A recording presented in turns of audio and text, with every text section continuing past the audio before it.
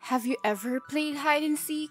How about when you're as small as a finger and whatever is seeking you is more than 10 times your size, but at the same time you have to solve puzzles and find items? Join me, Gwen, coming from Eep's Hideout on a review of Porcelain Tales, a platform puzzle game made by Uhu Studio, or maybe that's Woohoo, that was released just last February 2022.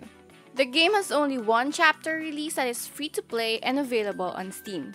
The player controls a porcelain gnome that is brought to life by a witch, with orders to steal specific items from other creatures, specifically a vampire in this chapter.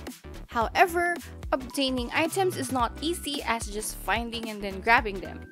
For example, the first chapter requires the player to collect ingredients for a potion that can only be gathered by solving puzzles.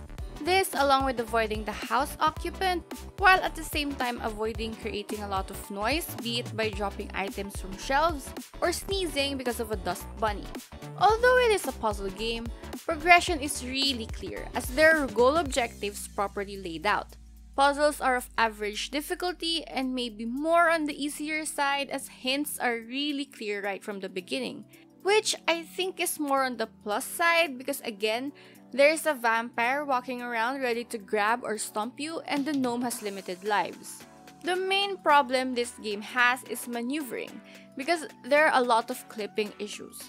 There's one point in the game that made me actually want to quit because the way to climb onto the kitchen counter where the ingredients are supposed to be mixed has serious clipping issues. That climbing is not smooth and whatever is going on the screen, which I'm showing right now, is making me dizzy.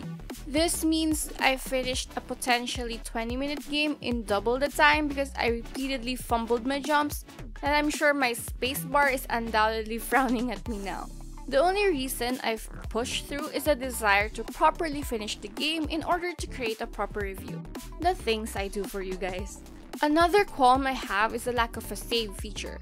So if for example you get stuck on a puzzle, well that sucks because you can't quit, so you either just repeat the whole game next time or just let the game open in the background once you have the brain juice to come back to it. Now I get it.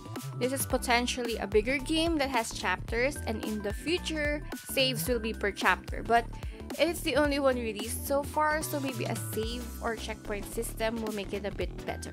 I also wish the ladders in the game are not actual ladders, but you know, household items, because why would there be mini ladders all over the place? If I were the vampire in the house, I would just think, why is there a ladder that is coincidentally at the perfect size for a glass gnome to climb? The same gnome that I'm currently hunting down.